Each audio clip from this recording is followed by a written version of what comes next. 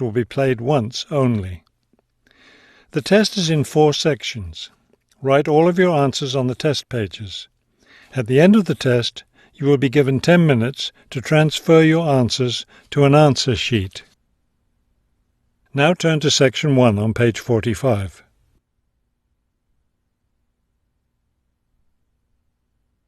Section 1. You will hear a woman asking for information over the phone. First, you have some time to look at questions 1 to 5 on page 45.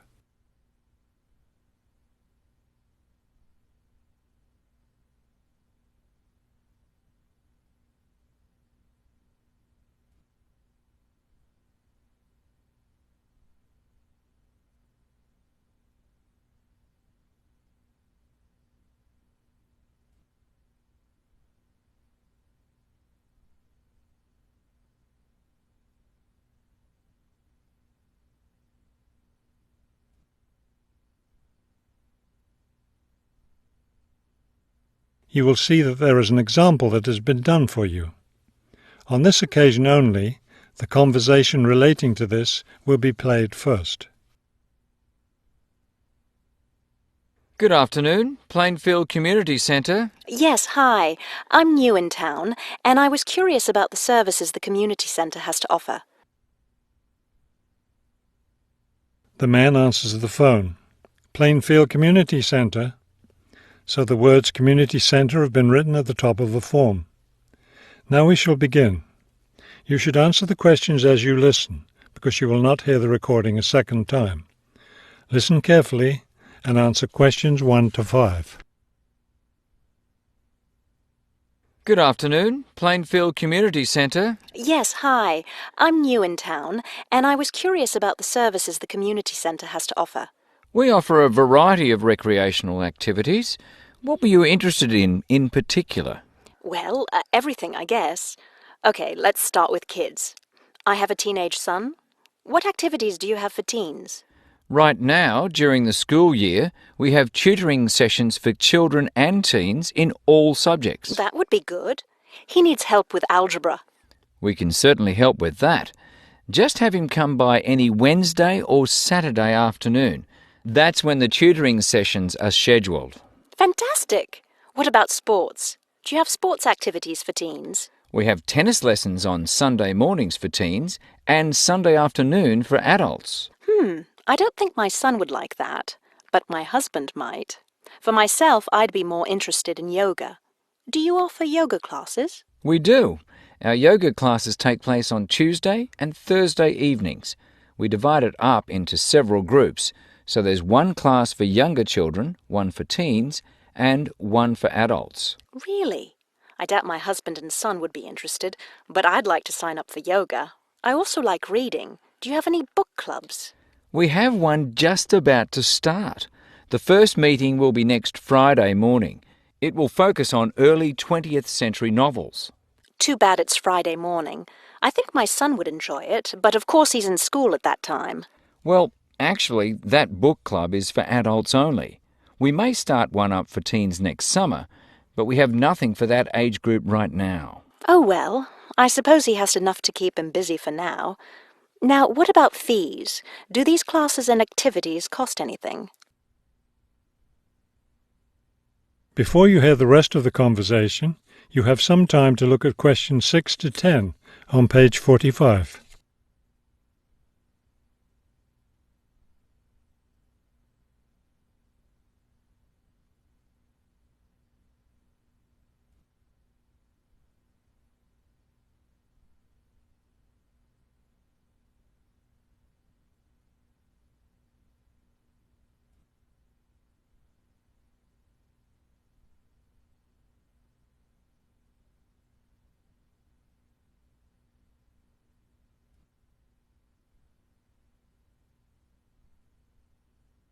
Now listen and answer questions 6 to 10. There's a small charge for non-members for each class. However, they're all free to members. Would you be interested in becoming a member? How much does the membership cost? Not much at all. The yearly fee is $75 for individuals and $225 for families. What do I get with the membership? You get free access to all classes and activities, and you can use our facilities like the tennis court, the exercise room, and the meeting room. It's not a bad deal, really. Could you tell me exactly where the centre is located?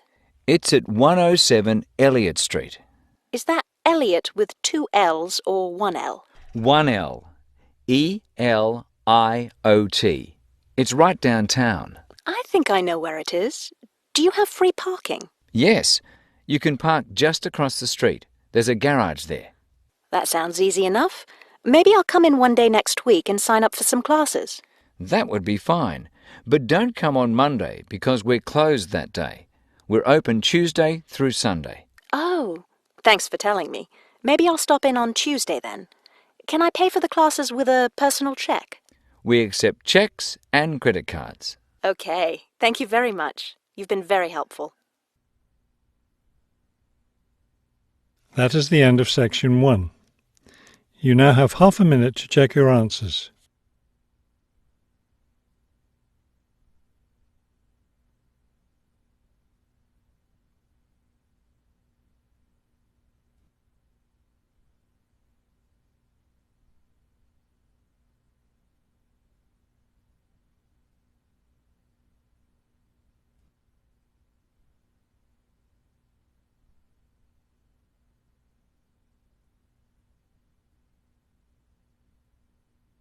Now turn to section 2 on page 45. Section 2. You will hear a hike leader giving information about an upcoming hiking trip. First, you have some time to look at questions 11 to 15 on page 45.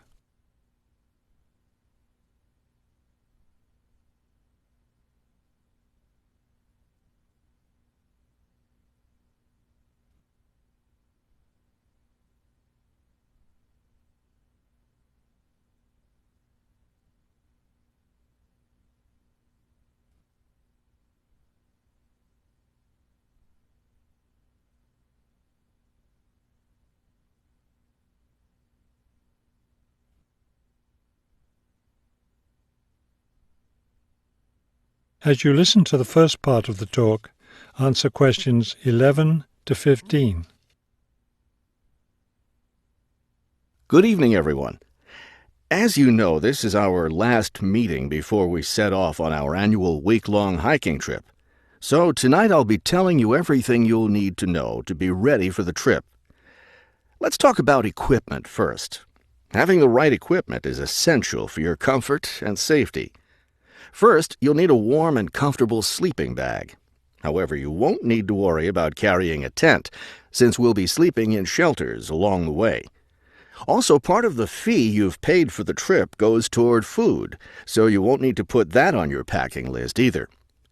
We found, though, that it's more efficient for each person to bring his or her own dishes, so be sure to pack a plastic bowl, a cup, and a fork, knife, and spoon. That's all you'll need in the way of dishes. Perhaps the most important item to put on your list is a comfortable pair of hiking boots. Nothing ruins a hike more than getting blisters and sores from ill-fitting boots.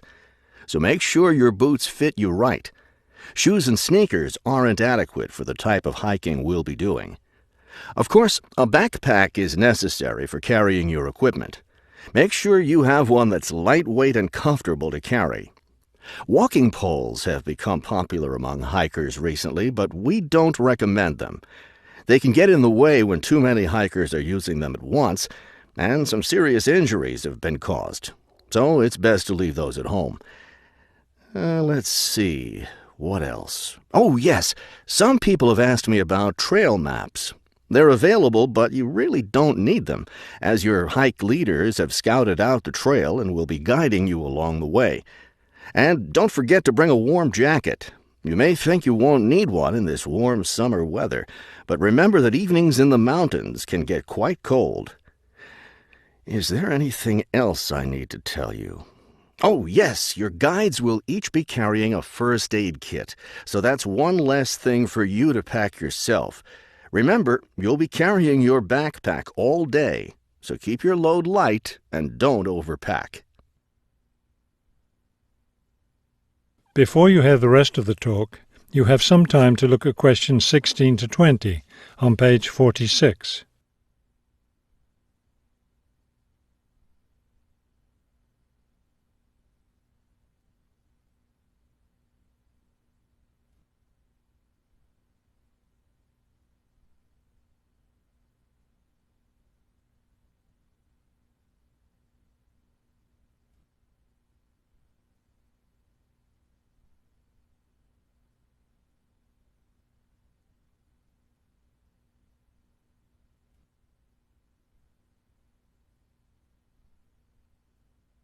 Now listen and answer questions 16 to 20. I know you're all experienced hikers, but it's always worth repeating the rules of the trail since they're so important. These rules are in place for the safety of everyone on the trip. As you know, there'll be a hike leader walking at the head of the line who will show the group the way.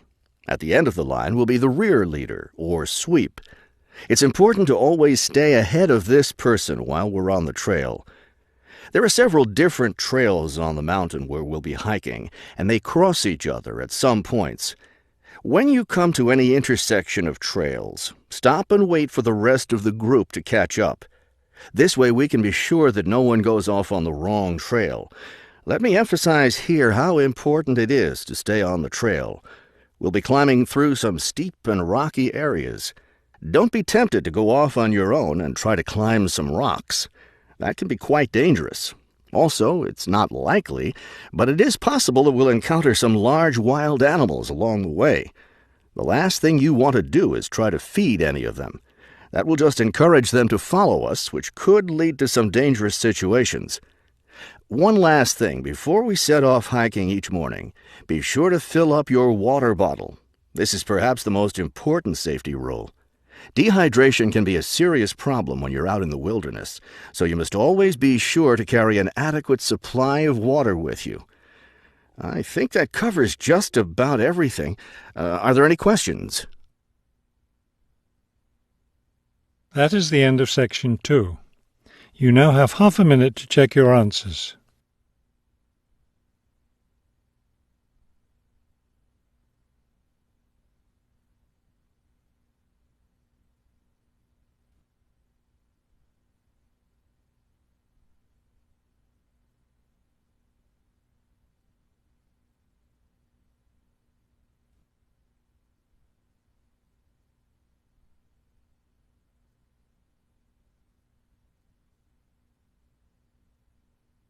Now turn to section 3 on page 46. Section 3. You will hear a conversation between a university student and a faculty advisor about the requirements for the student teaching semester. First, you have some time to look at questions 21 to 24 on page 46.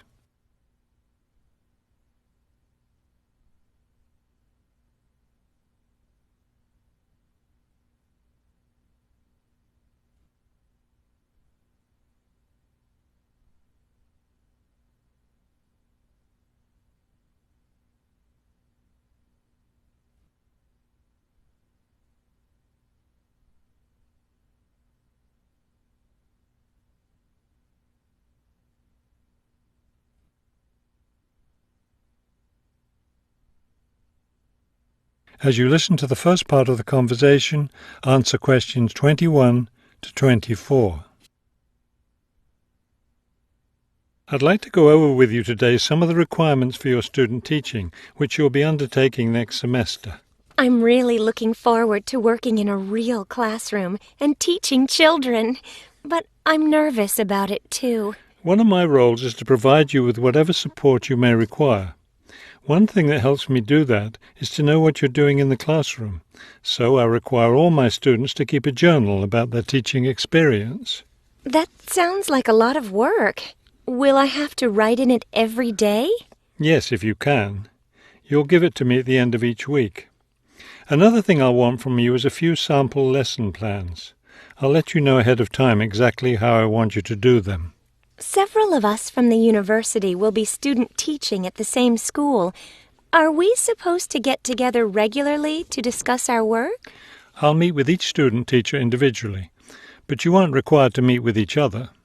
Of course, you can talk together as much as you want. You will, however, have to observe some of the other teachers in the school, besides the teacher you'll be working with. Then will I get an evaluation from my supervising teacher at the end of the semester? Actually, no. I'll do your evaluation, and I'll base it on several things. One is your required portfolio, which should contain samples of your class activities and your students' work. Another important thing is your term paper. Then there won't be a final exam? No, we don't feel that's necessary for student teaching. Before you hear the rest of the conversation, you have some time to look at questions 25 to 30 on page 46.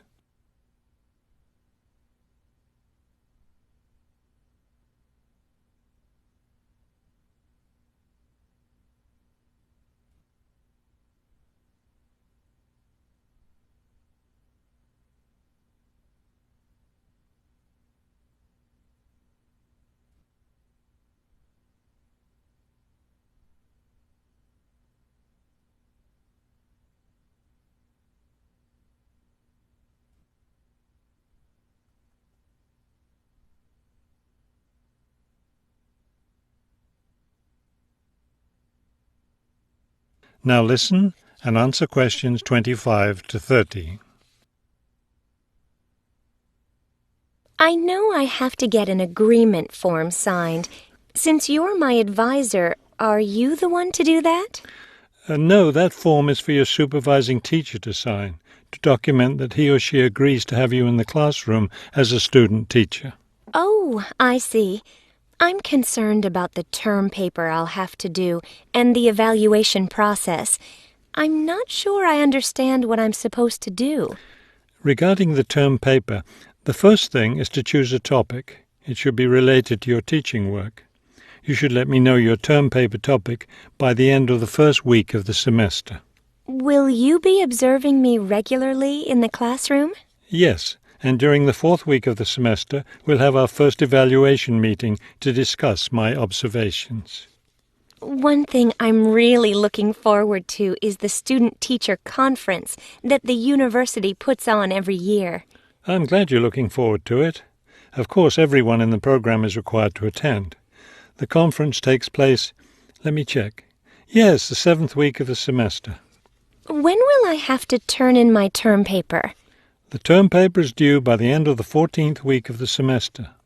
Then during the 15th and final week, we'll get together one last time for a semester review. Wow, it looks like I have a busy semester ahead of me. That is the end of section 3. You now have half a minute to check your answers.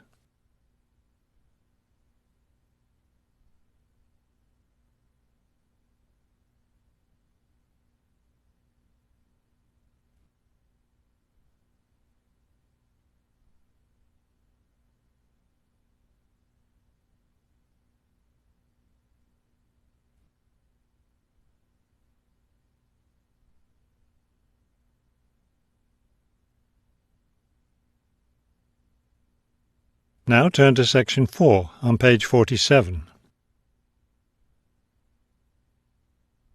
Section 4. You will hear a lecture about customer psychology. First, you have some time to look at questions 31 to 35 on page 47.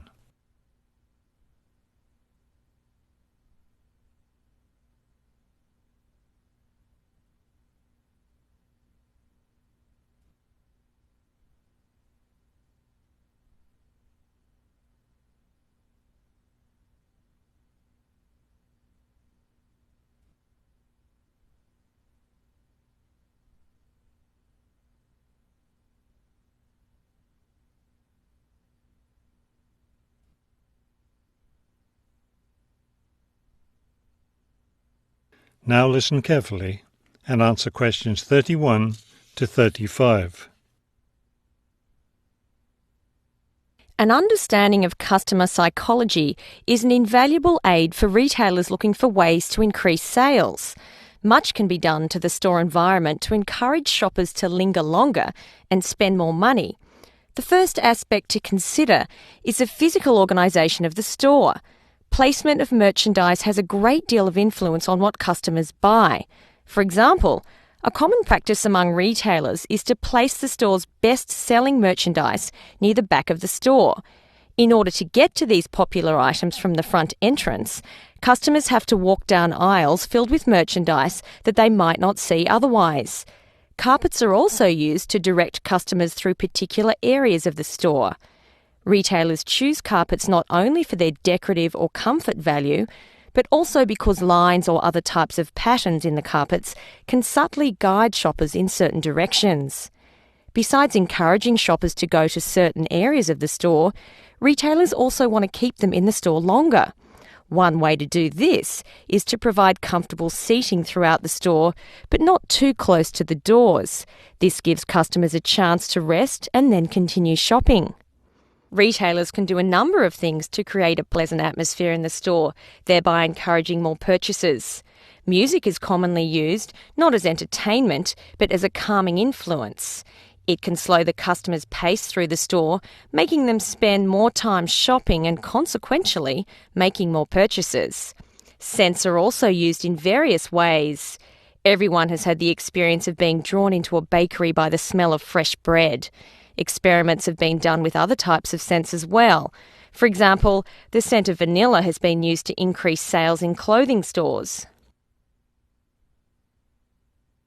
Before you hear the rest of the talk, you have some time to look at questions 36 to 40 on page 48.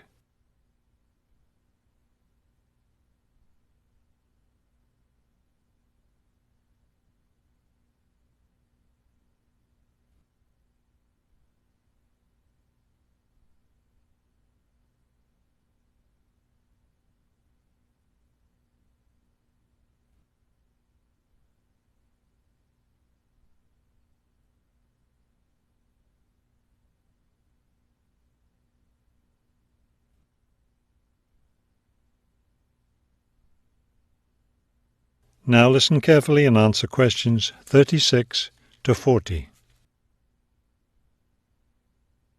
Use of colour is another important aspect of store environment. Certain colours can affect behaviour as well as mood. Light purple, for example, has been found to have an interesting effect on customer behaviour. People shopping in an environment where light purple is the predominating colour seem to spend money more than shoppers in other environments. Orange is a colour that's often used in fast food restaurants. It encourages customers to leave faster, making room for the next group of diners. Blue, on the other hand, is a calming colour. It gives customers a sense of security, so it's a good colour for any business to use. In addition to using colour to create mood and affect customer behaviour, colour can also be used to attract certain kinds of customers to a business. Stores that cater to a younger clientele should use bold, bright colours, which tend to be attractive to younger people. Stores that are interested in attracting an older clientele will have more success with soft, subtle colours, as older people find these colours more appealing. That is the end of section 4. You now have half a minute to check your answers.